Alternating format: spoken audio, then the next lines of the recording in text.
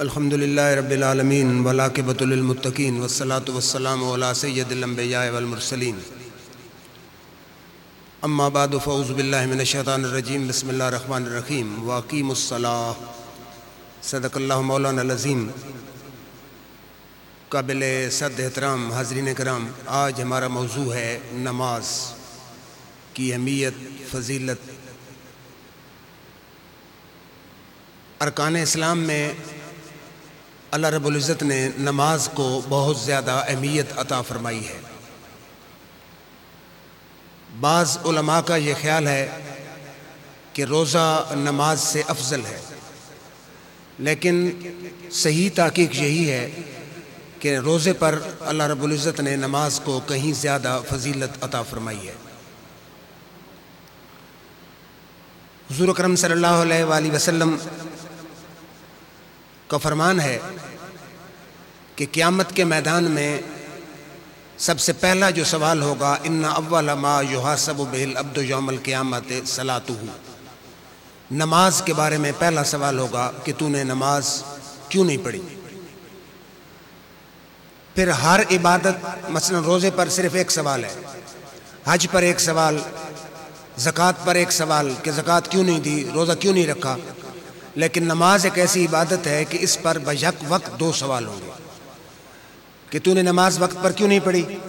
اگر کوئی جواب اس کا دے گا تو پھر دوسرا سوال ہوگا کہ تو نے پھر اس کی قضا کیوں نہیں کی۔ تو شیخ سعدی فرماتے ہیں کہ روز محشر کہ جان گداز بود، اولی پرسش نماز بود، کہ قیامت کے میدان میں جب تانبے کی زمین اور سوا نیزے پہ سورج ہوگا، انسانی جسم برف کی طرح پگھل رہا ہوگا، تو اس نازک گھڑی میں سب سے پہلا جو سوال ہوگا وہ بھی نماز کے متعلق ہوگا۔ پھر یہ ایک ایسی فضیلت والی عبادت ہے کہ اللہ تعالیٰ نے فرمایا استعینوا، مدد حاصل کرو، بالصلاۃ، بالصبر والصلاۃ، صبر سے مدد مانگو یا پھر نماز سے مدد مانگو۔ پھر حدیثوں میں آتا ہے کہ حضور اکرم صلی اللہ علیہ وآلہ وسلم کو جب بھی کوئی پریشانی ہوتی تو اگر فرض نماز کا وقت ہوتا تو آپ فرض نماز شروع کر دیتے، اور اگر فرض نماز کا وقت نہ ہوتا تو پھر آپ اذا حزنہ امر قام فصلی، جب بھی کوئی مشکل درپیش ہوتی حضور اکرم صلی اللہ علیہ وآلہ وسلم کھڑے ہو جاتے اور نفل شروع فرما دیتے۔ فرض کا نماز کا وقت ہوتا تو فرض پڑھتے، نہیں تو پھر نفل شروع فرما دیتے۔ تو امت کے لیے آپ نے یہ سبق دیا کہ جب بھی کوئی مشکل ہو تو واویلا کرنے کی بجائے، شور و غل کرنے کی بجائے، آہیں اور سسکیاں بھرنے کی بجائے ہمیں نماز سے مدد حاصل کرنی چاہیے یا پھر صبر سے مدد حاصل کرنی چاہیے۔ پھر ایک دن حضور اکرم صلی اللہ علیہ وآلہ وسلم حضرت ابو ذر غفاری کے ساتھ باہر گئے سیر کے لیے، تو آپ نے ایک درخت کی شاخ کو پکڑا اور ایسے اس کو ہلایا تو کافی پتے گرے۔ تو آپ نے حضرت ابو ذر غفاری سے فرمایا کہ دیکھا کیسے پتے گرتے ہیں؟ اس نے کہا جی خزاں کا موسم ہے، پتوں نے تو گرنا ہے۔ حضور اکرم صلی اللہ علیہ وآلہ وسلم نے فرمایا جب ایک بندہ مومن نماز پڑھتا ہے تو اس کے گناہ اسی طرح گر جاتے ہیں۔ پھر ایک دفعہ حضور صلی اللہ علیہ وسلم نے فرمایا کہ اگر کسی کے دروازے پہ نہر جاری ہو اور دن میں 5 مرتبہ غسل کرے تو کیا جسم پر میل رہے گی؟ تو صحابہ کرام نے عرض کی حضور کوئی میل نہیں رہے گی، ایک دفعہ ہی غسل کافی ہے، تو 5 دفعہ غسل کرے تو میل نے کہاں رہنا ہے؟ آپ نے فرمایا یہی مثال ہے 5 نمازوں کی کہ 5 دفعہ غسل کرے، جسمانی میل ختم، اگر 5 دفعہ نماز پڑھ لے تو جسم پر گناہوں کی میل ختم ہو جاتی ہے۔ پھر ایک دفعہ حضور اکرم صلی اللہ علیہ وآلہ وسلم تشریف فرما تھے، ایک صحابی آیا، اس نے کہا جی مجھ سے کوئی گناہ سرزد ہو گیا ہے، آپ مجھے کوئی کفارہ بتائیں، کوئی تعزیر بتائیں۔ حضور صلی اللہ علیہ وآلہ وسلم نے فرمایا تم بیٹھ جاؤ۔ بیٹھ گیا، نماز کا وقت ہوا، حضور صلی اللہ علیہ وسلم کے پیچھے اس نے نماز باجماعت پڑھی۔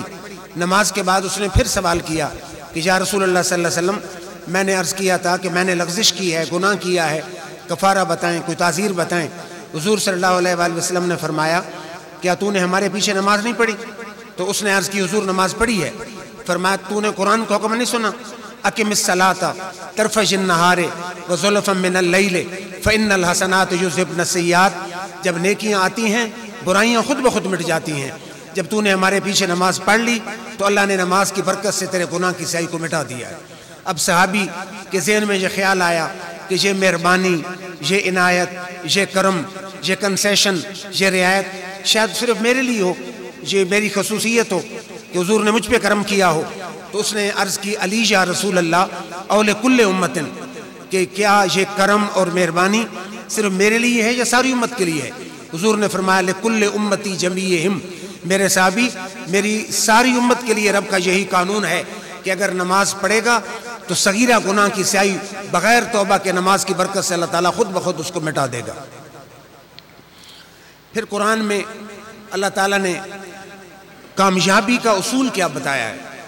آج اگر آپ سے یا مجھ سے کوئی پوچھے کہ کامیاب کون ہے، تو ہم کہیں گے کہ جس نے اچھی کو ملازمت حاصل کر لی وہ کامیاب ہے، زمین زیادہ اکٹھی کر لی کامیاب ہے، یا سیاست میں نام پیدا کر لیا تو کامیاب ہے۔ آئیے الہ العالمین کے نزدیک کامیابی کا اصول کیا ہے؟ فرمایا قد افلح من تزکا وذکر اسم ربہ فصلی، فرمایا کامیاب وہ ہے جس نے اپنا تزکیہ کر لیا، یعنی گناہوں سے اپنے جسم کو پاک کر لیا۔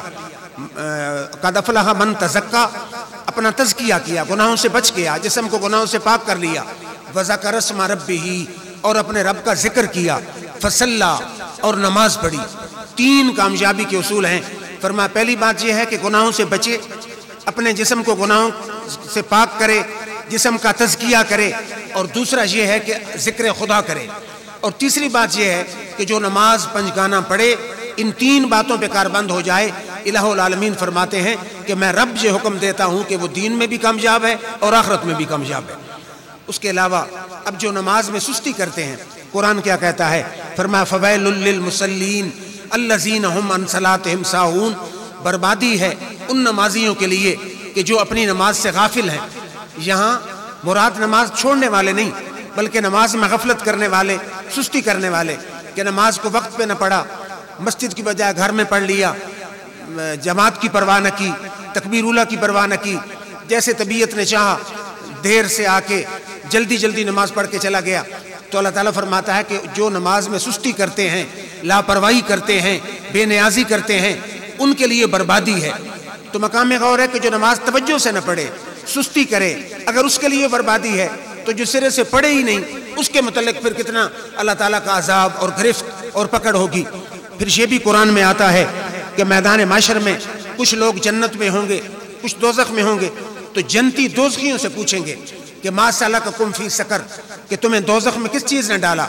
وہ جواب میں آگے سے دوزخی جواب دیں گے لم نک من المصلین، ہم میں اور کوئی خرابی نہیں تھی، ہم نماز نہ پڑھتے تھے، اس لیے اللہ تعالیٰ نے ہمیں دوزخ میں جھونک دیا۔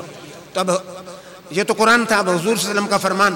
حضور صلی اللہ علیہ وآلہ وسلم نے فرمایا وَمَن يُحَافِظ من حافظ عَلَيْهَا كَانَتْ لَهُ نِجَاتًا وَبُرْهَانًا وَنُورًا، کہ جو نماز پر محافظت کرے، صحیح طور پر نماز کی شرائط کے ساتھ، توجہ کے ساتھ، خشوع خضوع کے ساتھ، مسجد میں آ کے جماعت کے ساتھ، تکبیر اولیٰ کے ساتھ ذہن کو حاضر کر کے تعدیل ارکان کا لحاظ رکھتے ہوئے نماز پڑھے، نماز اس کے لیے نور بھی ہوگی، دلیل بھی ہوگی، اور نجات کا سامان بھی ہوگی۔ اور حضور صلی اللہ علیہ وسلم نے فرمایا وَمَن لَمْ يُحَافِظْ عَلَيْهَا، جو توجہ نہ کرے، محافظت نہ کرے، نماز کی حفاظت نہ کرے، فرمایا فَمَن لَمْ يَكُن لَهُ نُورًا وَلَا بُرْهَانًا وَلَا نِجَاتًا، اس کے لیے نہ کوئی نور ہوگا، نہ کوئی دلیل ہوگی، نہ نجات کا سامان ہوگا، بلکہ فرمایا اس کا حشر فرعون، حامان، قارون اور ابی بن خلف کے ساتھ ہوگا۔ اللہ تعالیٰ نماز کی اس سستی اور لاپرواہی سے محفوظ فرمائے۔ پھر یہ بھی حدیث ہے، حضور اکرم صلی اللہ علیہ وآلہ وسلم نے فرمایا جو شخص نماز پڑھے، صحیح طور پر وضو کرے، پھر اس کے ارکان کا خیال رکھے، پھر نماز میں خشوع و خضوع کا خیال رکھے، تو نماز روشن ہو جاتی ہے، چمکدار بن جاتی ہے، اور اس کے لیے دعا کرتی ہے یا اللہ جس طرح اس نے میری حفاظت فرمائی ہے تو اس کی حفاظت فرما۔ اور اگر نماز میں توجہ نہ کرے، بے نیازی سے، لاپرواہی سے پڑھے، نماز کے میں رکوع سجود کا خیال نہ رکھے، وضو صحیح طور پر نہ کرے، اور خشوع خضوع کا خیال نہ رکھے، تو حضور صلی اللہ علیہ وسلم نے فرمایا نماز اس کے لیے تاریک ہوگی، نور نہیں ہوگی، بلکہ نماز جو ہے اس کے لیے تاریک بن جائے گی، اور وہ اس کے لیے بد دعا کرے گی یا اللہ جس طرح اس نے مجھے ضائع کیا تو اس کو ضائع کر۔ اور پھر حدیث میں آتا ہے کہ پرانے کپڑے کی طرح نماز کو اکٹھا کر کے فرشتے اس بندے کے منہ پر مار دیں گے کہ یہ لے اپنی نماز، کہ جس کی تو نے پرواہ نہیں کی، نماز کی محافظت نہیں کی، تو نماز واپس بندے کے منہ پر مار دی جاتی ہے۔ تو پھر حضور اکرم صلی اللہ علیہ وآلہ وسلم کا فرمان ہے کہ جب بندہ نماز پڑھتا ہے اور اللہ تعالیٰ کی طرف دل دماغ کے ساتھ توجہ کے ساتھ وہ لگا ہوتا ہے، تو پھر ہوتا کیا ہے کہ اللہ تعالیٰ، اپنے حدیث کے لفظ ہیں کہ اپنے چہرے کے ساتھ اپنے بندے کی طرف اللہ کا چہرہ کر کے، اللہ بھی اپنا چہرہ بندے کی طرف کر لیتا ہے۔ حدیث کے لفظ ما لم یلتفت، جب تک بندہ رب کی طرف توجہ کیے رکھتا ہے، رب اپنا چہرہ اور توجہ جو ہے وہ بندے کی طرف رکھتا ہے۔ پھر اچانک بندہ توجہ ہٹا لیتا ہے، نماز میں اور خیالات آ جاتے ہیں، تو اللہ تعالیٰ فرماتا ہے یبن آدم الی من تلتفت، اے آدم کے بیٹے تو کس کی طرف توجہ کرتا ہے؟ انا خیر لک ممن تلتفت الیہ، تو جس دنیا کی طرف بندوں کی طرف توجہ کر رہا ہے، میں تیرا خالق ان سب سے بہتر ہوں۔ تو بجائے اس کے کہ لوگوں کی طرف توجہ کر، میری طرف توجہ کر، میں رب خالق ہو کر، مالک ہو کر، بے نیاز ہو کر، کائنات کو بنانے والا ہو کر، تیرے جیسے گناہگار بندے کی طرف توجہ کر کے، چہرہ کر کے اپنی توجہ رکھ رہا ہوں، اور تو کسی اور کی طرف توجہ کر رہا ہے۔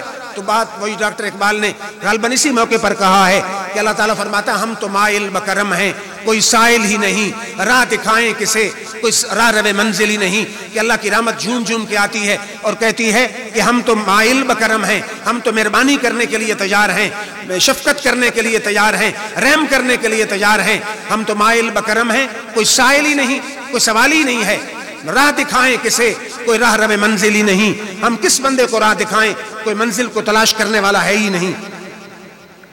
پھر حضور اکرم صلی اللہ علیہ وآلہ وسلم کا یہ فرمان بھی بڑا قابل غور ہے۔ حضور صلی اللہ علیہ وسلم نے فرمایا اذا صلی احدکم، اگر تم میں سے جب بھی کوئی شخص نماز پڑھے، فرمایا فلیصلی صلاۃ مودع، کہ جب بھی کوئی نماز پڑھے تو دنیا کو الوداع کرنے والے آدمی کی نماز پڑھے۔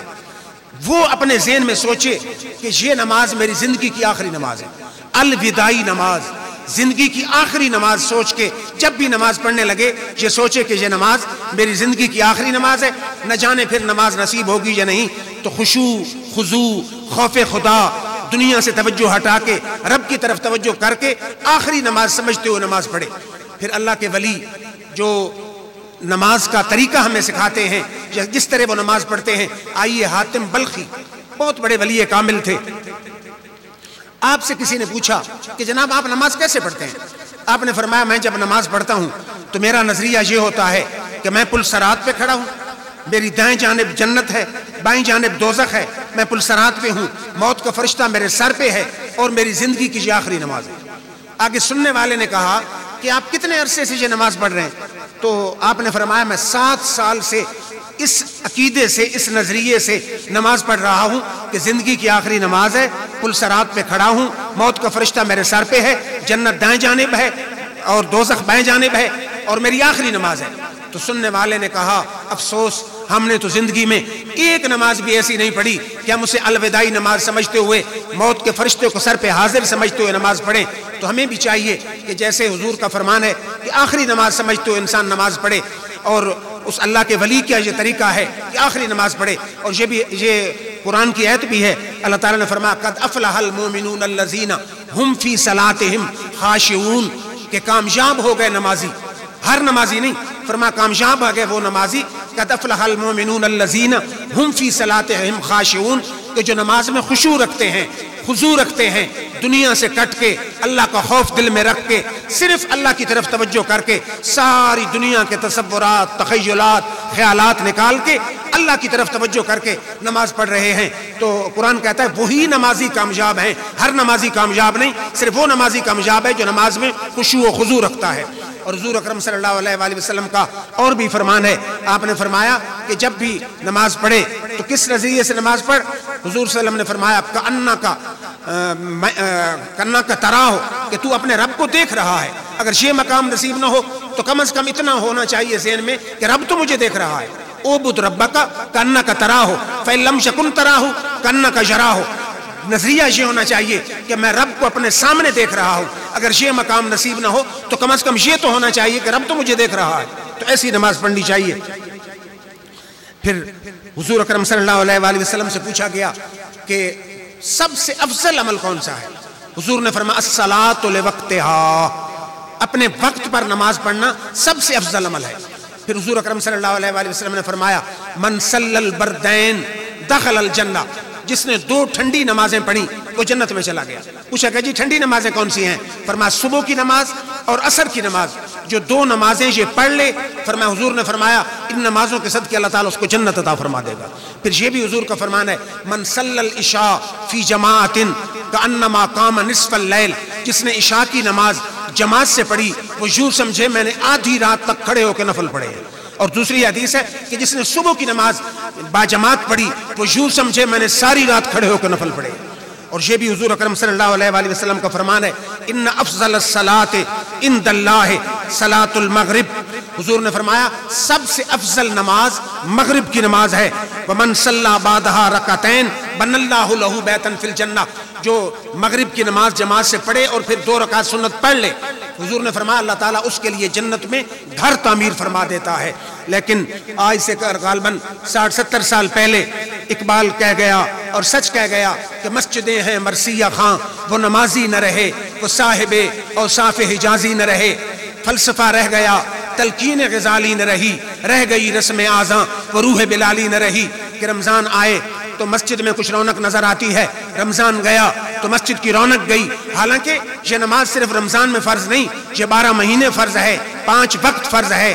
تو مسجدیں بیچاری رو رہی ہیں کہ کہاں گئے وہ ذوق والے، خشوع والے، خضوع والے نمازی۔ وہ سجدہ کہ روح زمین جس سے کانپ اٹھتی تھی، ترستے ہیں اسی کو آج منبر و محراب۔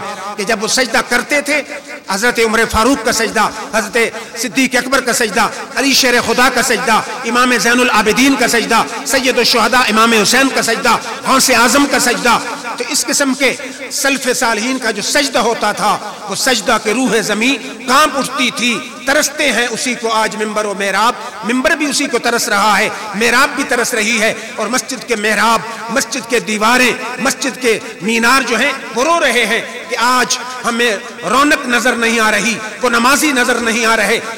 کدھر گیا وہ وقت کہ جب مسجد کھچا کھچ بھری ہوتی تھی اور ہر مسلمان کلمہ گو مسجد میں آتا تھا؟ تو مسجدیں رو رہی ہیں۔ آج ہمیں اس بابرکت مہینے میں اپنے خالق کے ساتھ وعدہ کرنا چاہیے کہ ہماری نماز قضا نہیں ہوگی۔ آپ حیران ہوں گے کہ ہماری اسلاف کی جو تاریخ ہے کہ جنگ ہوتی تھی، نماز تو جنگ میں بھی معاف نہیں ہے۔ حکم یہ ہے، ہماری فقہ کی کتابوں میں حدیثوں میں موجود ہے کہ اگر دشمن کے ساتھ مقابلہ ہے، آدھی فوج دشمن کے ساتھ مقابلہ کرے، آدھی فوج نماز پڑھے۔ 4 رکعت کی نمازیں 2 رکعت پڑھ کے دشمن کے ساتھ چلے جائیں مقابلے کے لیے، دوسرے آ کے 2 رکعت پڑھ لیں، پھر وہ مقابلے میں جائیں، وہ آ کے نماز پوری کریں۔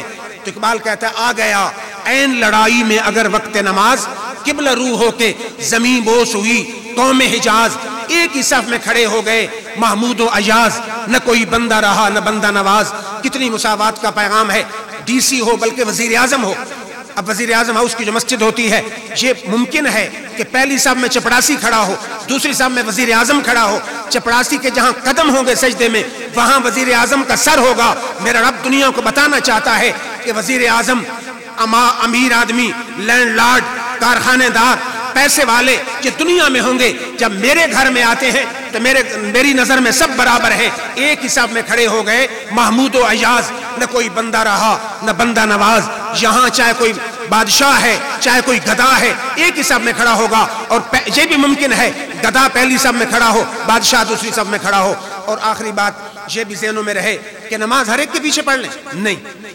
یہ ابو داؤد کی حدیث ہے، میرے آقا ایک دن مسجد میں تشریف فرما تھے، ایک صحابی آیا، اس نے لغزش سے یا بے توجہی سے قبلے کی طرف منہ کر کے تھوک دیا، وہ وہاں سے چل پڑا۔ میرے آقا نے فرمایا، وہ ایک مسجد کا امام تھا، مدینہ کی مسجد کا، حضور صلی اللہ علیہ وسلم نے فرمایا صحابہ کی جماعت اس کے پیچھے کوئی نماز نہ پڑھے۔ چنانچہ جب مسجد میں وہ جماعت کرانے کے لیے کھڑا ہوا تو صحابہ نے کہا ہم نے تو تمہارے پیچھے پڑھنی نہیں۔ اس نے کہا کیوں؟ تو صحابہ نے کہا ہمیں حضور اکرم صلی اللہ علیہ وسلم نے منع کیا۔ وہ شخص آ گیا حضور اکرم صلی اللہ علیہ وسلم کی خدمت میں کہ آپ نے منع کیا؟ آپ نے فرمایا ہاں میں نے منع کیا۔ اس نے کہا جی کیوں منع کیا؟ آپ نے فرمایا تو نے قبلے کی طرف منہ کر کے تھوکا ہے۔ تو اس نے کہا جی مجھے تو پتہ نہیں تھا، یہ توجہ میری نہیں تھی۔ تو علماء کہتے ہیں کہ قبلہ کعبے کا بے شک مقام ہے، شان ہے، لیکن کعبے سے میرے آقا کی شان کئی گنا بلند ہے۔ بلکہ مسلم کی حدیث ہے، حضور کعبے کا طواف کر رہے ہیں، دوران طواف رک گئے، آپ نے کعبے کی طرف دیکھا، آپ نے فرمایا والذی نفس محمد بجدہ لحرمت المومن اعظم عند اللہ حرمتا منک، کعبہ تیری شان ہے، عزت ہے اللہ کے ہاں، لیکن یاد رکھ میری امت کے مرد مومن کی حرمت خدا کے ہاں تجھ سے زیادہ ہے۔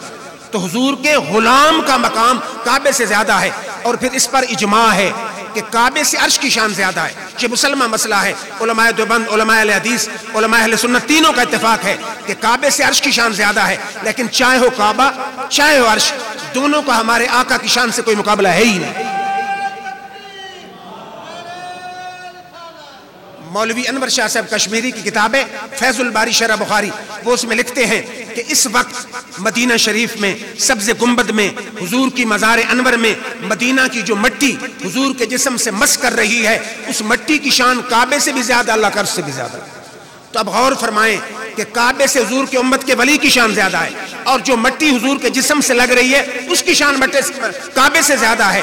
جب مٹی کی شان کعبے سے زیادہ ہے، حضور کی اپنی شان کا تو اندازہ ہی نہیں لگایا جا سکتا۔ تو اگر کوئی کعبے کی طرف منہ کر کے تھوکے، کعبے کی بے حرمتی کرے، کعبے کی تعظیم نہ کرے، اس کے پیچھے نماز نہیں ہوتی۔ حضور تو کعبے کا کعبہ ہے۔ اب جو لوگ اٹھتے بیٹھتے چلتے پھرتے حضور کی شان میں گھٹیا الفاظ، سوکھے الفاظ، نازیبا الفاظ، بازاری الفاظ استعمال کرتے ہیں، ان کے پیچھے نماز بالکل نہیں ہوتی۔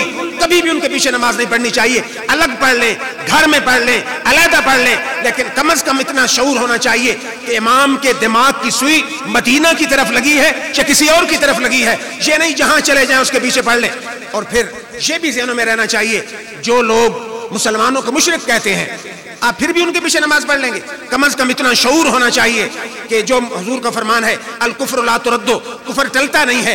اب جو کسی کو مشرک کہے، یا تو ہم مشرک ہوں تو پھر تو ٹھیک ہے، اگر ہم مشرک نہیں تو کہنے والا تو کافر ہو جائے گا۔ حضور کے فرمان کے مطابق جو ہمیں مشرک کہیں، کبھی بھی لڑنے کی ضرورت نہیں، بم پھٹانے کی ضرورت نہیں، گولی چلانے کی ضرورت نہیں، لیکن ایمان مضبوط ہونا چاہیے، کم از کم ان کے پیچھے نماز نہ پڑھیں۔ اللہ تعالیٰ سے دعا ہے اللہ رب العزت ہمیں عقائد حقہ اہل سنت پر رہنے اور اسی عقیدہ والوں کے گروہ میں موت عطا فرمائے۔ وآخر دعوانا الحمدللہ رب العالمین۔